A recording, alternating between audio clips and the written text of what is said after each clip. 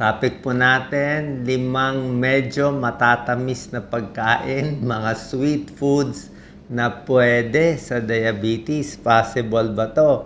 Diba, alam naman natin, pag matamis, bawal sa diabetes. Pero syempre, meron tayong sweet tooth eh. Misa kailangan mo kumain ng matamis eh. So, ano tong 5 na medyo matamis lang? Hindi ko sinabi matamis na pwede sa diabetes. Tingnan natin. Number 1, dark chocolate. Okay? Actually, yung dark chocolate, dapat more than 70% cocoa siya. Actually, hindi na siya matamis eh. Mapait-pait na to. Okay? Mapait-pait na to na medyo matamis-tamis pa konti. Pero ang dami ng kakainin, hinay-hinay pa rin, mga 30 grams lang. So, isang maliit na bar lang yan. Kung ito yung palad nyo, mga ganyan lang siguro. Maliit lang siya, maliit lang. Maliit lang siya. Okay, 30 grams ng dark choco. Number 2, dark chocolate, maganda rin. Maganda sa puso, may flavonoids, diba? Ayaw mo lang yung mga milk chocolate o yung mga chocolate chips na matatamis. Number 2 na pwede na medyo matamis, gelatin. Okay? Bilang dessert, gelatin. Pero yung gelatin na low sugar, hindi yung ibang hagawa ng gelatin na flavored gelatin. Yung gelatin na matabang-tabang, maganda po. May pag-aaral na maganda siya sa diabetes. At hindi siya nakasasama. Pwede siyang dessert.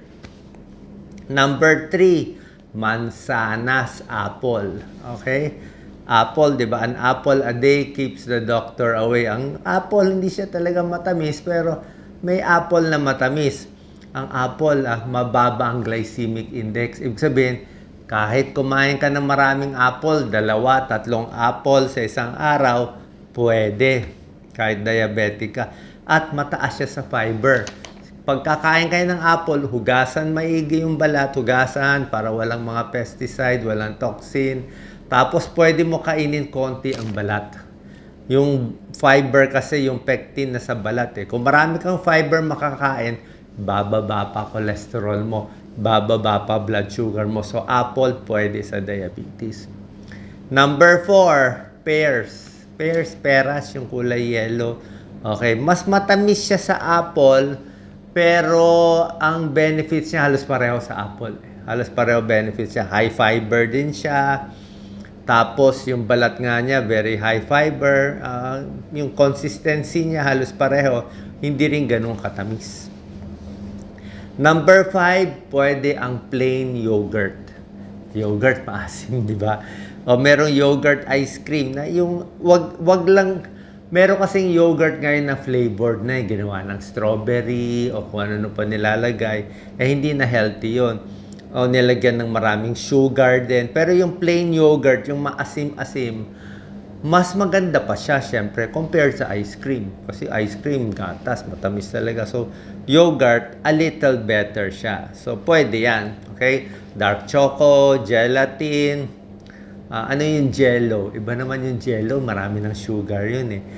Dark choco, gelatin, apple, pears, yogurt. Yan ang medyo matamis-tamis na pwede. Pwede rin naman dagdagan natin itong 5. Pwedeng strawberry. Okay? Kung merong sa Baguio, may strawberry na matamis na talaga na hindi mo na kailangan lagyan na kung ano-ano. O yung, and lastly, meron yung mga ice cream na yung mga popsicle lang. Oo, matamis siya, pero compared sa full cream milk na ice cream, pwede na itong medyo pagka-popsicle konti. Yung mga ibang matatamis na gusto nyo ay mga cake at iba pa hindi ko naman sinabi pigilan lahat, magagalitin kayo. Pwede kumain, pero litan mo na lang yung slice. Kung sa cake talagang maliit, manipis lang kasi nga yun, mga nagpapataas ng sugar. So, ito lang yung mga pwede. Kasi yung mga ibang matatamis, hindi na okay. Yung mga soft drinks, hindi na okay. Iced tea, asukal, ice cream, donut, cake, pastries, yun. Pwede, pero mabilis magpataas ng blood sugar. Bukod dito, idagdag na rin natin, nagbibigay na rin tayo ng tips Meron namang pagkain na hindi matamis. Wala siyang sweet, pero masama sa diabetes.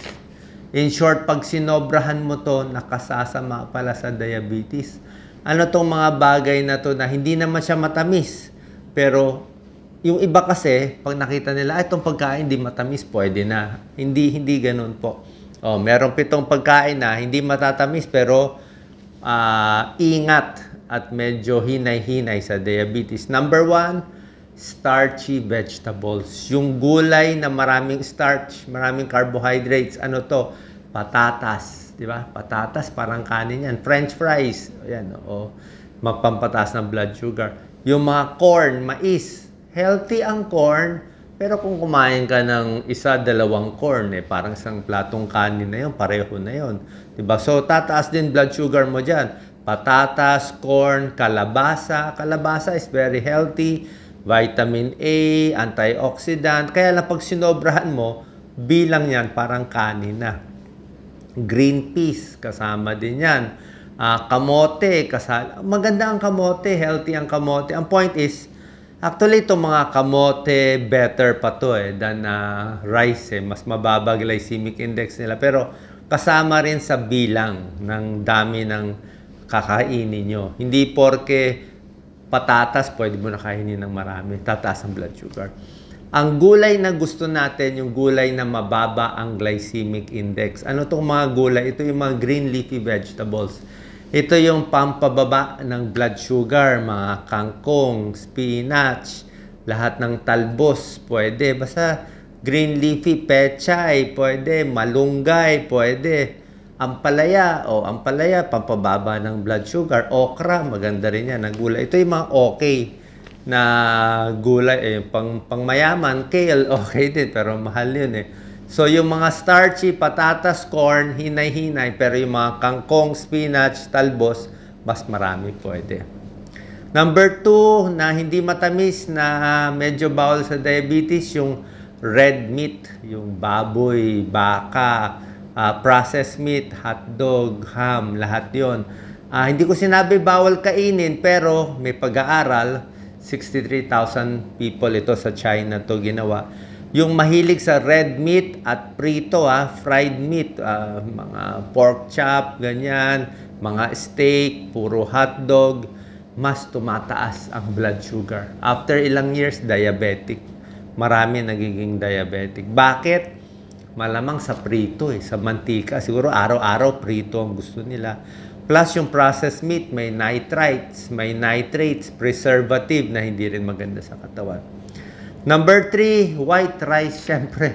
Kanin, di naman matamis ang kanin, pero pagdamihan mo ang kanin, o yung mga pagkain gawa sa kanin, tataas ang blood sugar natin. Kaya nga, sabi ko kung dati 1 cup, kung kaya mo half cup of rice, kung dati 2 cups, kung kaya mo 1.5 cup, pero yung mga only rice na kanin ng kanin, lalo na pag ginawa mo pang sinangag o fried rice, mas mataas pa calories. Kasi yung mantika, may calories pa yun May, di ba, sinangag, may asin pa. So, lahat siya tataas, nakakataba. May pag-aaral yung mahilig talaga sa kanin, malakas sa kanin, 20% higher chance magkaroon ng type 2 diabetes. Okay? So, mas gusto natin, bawasan yung kanin, damihan yung gulay. Or kung gusto yung kanin, brown rice better. Okay? Number 4, pati pandesal. Okay? Pandesal, pati puto, mga kakanin natin. Actually, puto, isip mo yung kulay puti, di ba? Parang hindi naman ganun katamis. Bilo-bilo, di ba? Gusto natin yan sa ginatan, parang hindi naman ganun katamis. Pero gawa siya sa rice Gawa siya sa rice. Tsaka, may sugar din yan. Lalo na yung pandesal natin sa Pilipinas.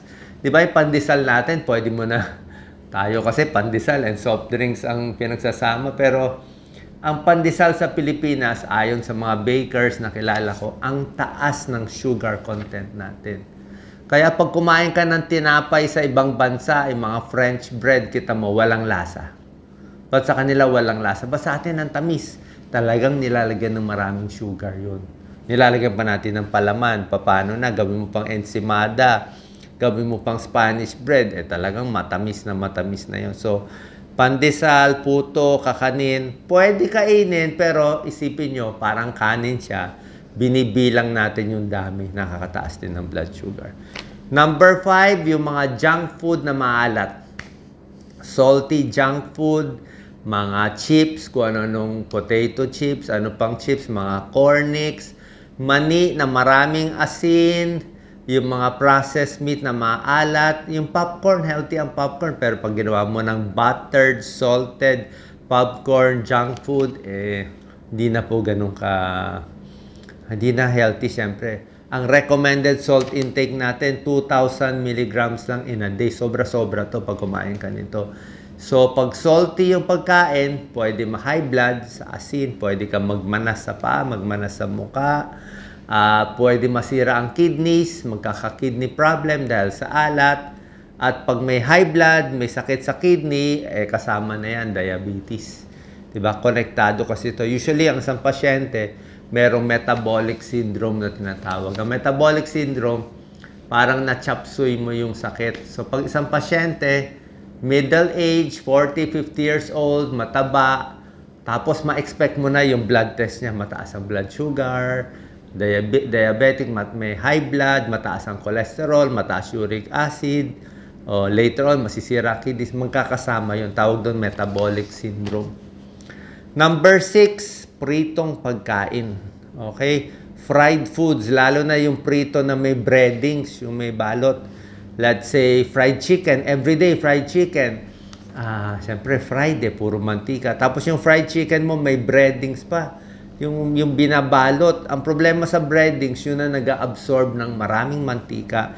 At yun, doon napupunta lahat ng mga alat. Alat, seasoning na so magiging super alat at super salty kahit yung fried chicken mo. Tapos nilubog mo pa sa mantika, alam niyo naman pag nilubog ang ulam sa high heat, hindi maganda. Kahit nga yung mga pritong isda is healthy, mataas omega-3 fatty acids, pero yung isda na nilagyan mo na ng breading na prito, hindi na ganun ka-healthy. Kasi yung high heat fried foods, pwede magkaroon ng mutagenic compounds, nasisira yung genetic material nagbabago. So, pwedeng cancer causing. Possible lang. Meron siya yung mga bad components to, yung mga heterocyclic amines, ayaw natin yan. Advanced glycation and products, AGE, hindi natin gusto yan. Nagkakaroon ng insulin resistance at magkaka-diabetes sa ibang araw. Gusto natin bake, grilled, broiled, or roasted. Number 7, sausawan. Okay? May mga sausawan nakatago yung alat at asukal tulad ng ketchup. Okay ang ketchup, di ba? Gusto natin kamatis, healthy. Pero pag ginawa mo na kasing ketchup, ang daming salt. Kaya nga yung mga may kidney patients, yung mga mataas ang creatinine, bawal na ang ketchup. Sobrang alat salty and sweet, marami nakatago. Okay, yung kamatis mismo pwede. Mayonnaise, syempre, fatty ang mayonnaise, di ba? Thousand Island sauce, ranch sauce, minsan hindi mo halata Pero doon nakatago yung high fat, high salt, at may mga sugar na nakatago. Anong sausawan? Maganda, suka. Suka, pampababa ng blood sugar. Di ba? Alam natin, suka. O kalamansi. Ako, suka, kalamansi na lang. Yun na lang gamitin natin. Suka, nakakababa ng blood sugar. Di ba? Sinabi ko sa inyo, apple cider vinegar, kahit sukang puti, acetic acid yan So, kahit 2 kutsarita sa isang araw, minsan 2 kutsarita sa salad. Yung iba, ginagawa, iniinom 1 kutsaritang suka, nilalagay sa tubig, iniinom before meals. May konting pag-aaral yan na nagpapababa ng blood sugar. Pero syempre, kung mataas na sugar mo, magpapacheck tayo sa doktor, di ba? Lalo na kung mataas. Ito mga tips naman natin, tulong lang sa diabetes para mas mapababa yung gamot ninyo. Kasi ayaw natin tumaas ang sugar nyo. Sa diabetes kasi, kahit konting taas lang sa sugar, ayaw na natin So, healthy food, pag tumataas yung sugar, napakain ka, nagkamali ka, imbis na magsisi, maglakad ka ng mga 2,000, 3,000 steps. Para pag nag-exercise ka, bababa yung blood sugar. So, sana po nakatulong to, tamang pagkain, tamang exercise, at syempre, gamot mula sa mga endocrinologists para makontrol ang blood sugar. Salamat po.